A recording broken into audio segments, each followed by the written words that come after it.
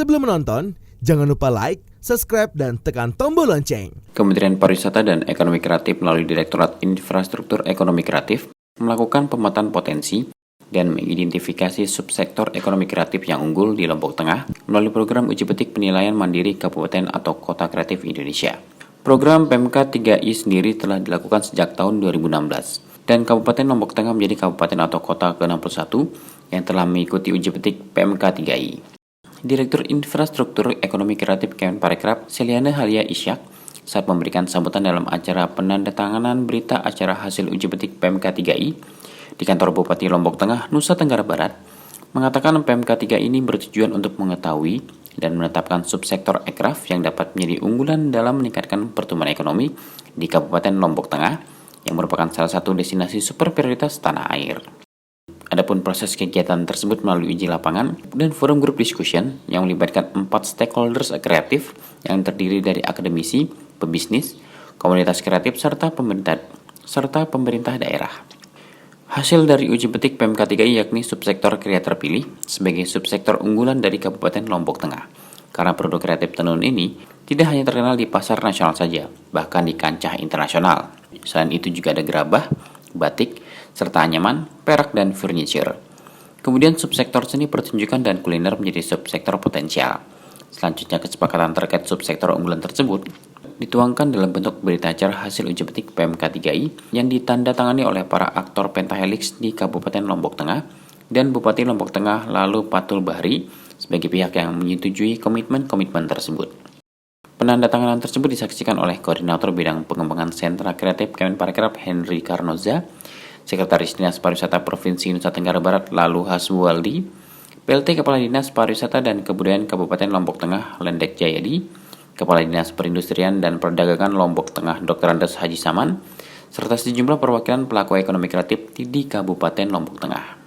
Pada kesempatan yang sama, Bupati Lombok Tengah lalu Patul Bahri mengungkapkan terima kasih atas inisiasi Kemenparekraf yang telah melakukan pemetaan potensi terhadap subsektor ekraf di Lombok Tengah, sehingga dapat diketahui subsektor unggulan dan bisa menjadi fokus pengembangan subsektor ekraf ke depan.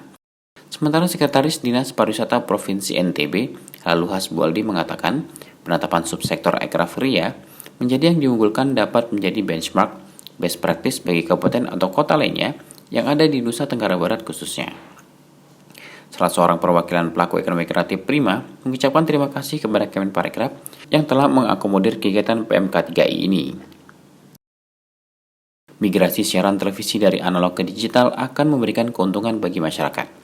Direktur Jenderal Penyelenggaraan Pos dan Informatika Kementerian Komunikasi dan Informatika, Ahmad M. Ramli menyatakan, peralihan itu akan membuat masyarakat mendapatkan kualitas pelayanan televisi berupa gambar yang lebih bagus, lebih jernih, lebih canggih, dan lebih bersih.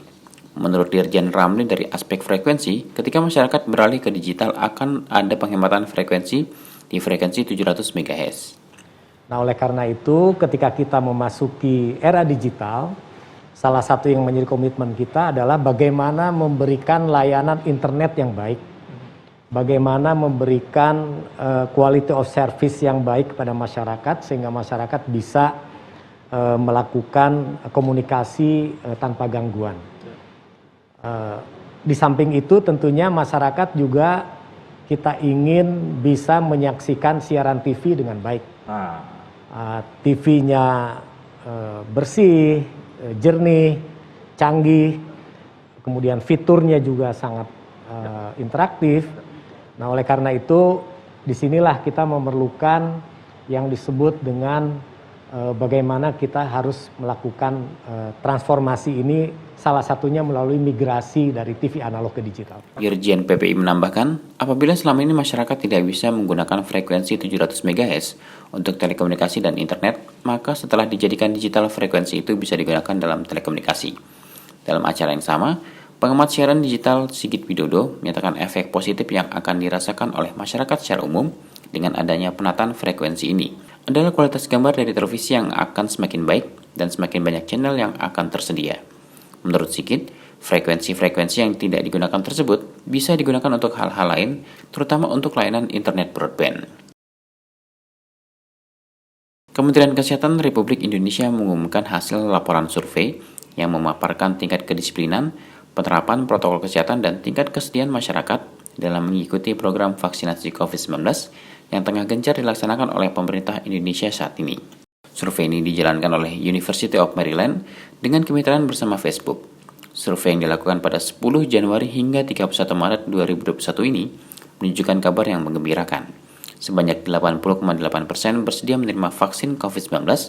Data yang akurat sangat penting dalam upaya penanggulangan COVID-19 dan formulasi kebijakan yang tepat untuk vaksin COVID-19.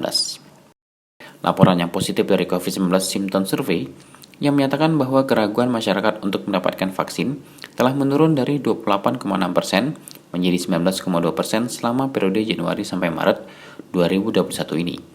Hal ini menunjukkan bahwa program ini untuk meningkatkan kesadaran masyarakat akan pentingnya vaksin ini berjalan dengan baik dan semakin tinggi motivasi masyarakat untuk bersama-sama memutus rantai penularan COVID-19.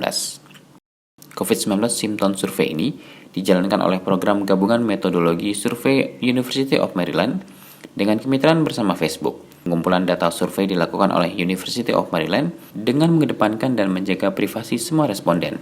Selain responden dari Indonesia, orang-orang dari 200 negara dan negara bagian juga turut berpartisipasi dalam survei yang dilakukan di luar platform Facebook ini. Survei ini dilakukan dengan mengedepankan privasi koresponden dan merupakan salah satu survei yang dilakukan untuk membantu upaya penanggulangan COVID-19.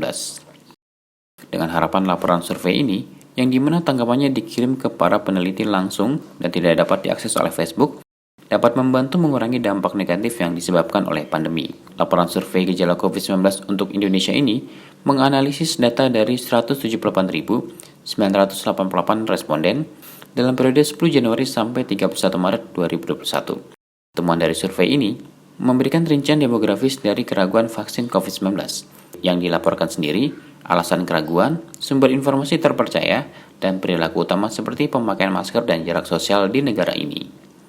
Tim Eljon Media melaporkan.